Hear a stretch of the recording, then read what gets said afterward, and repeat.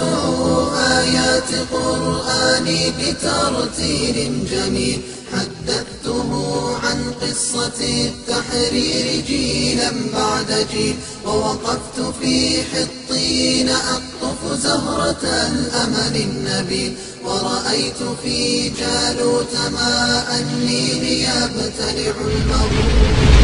بكتائب الإيمان، بكتائب الإيمان، بكتائب الإيمان، بكتائب الإيمان، بكتائب الإيمان، بكتائب الإيمان، بكتائب الإيمان، بكتائب الإيمان،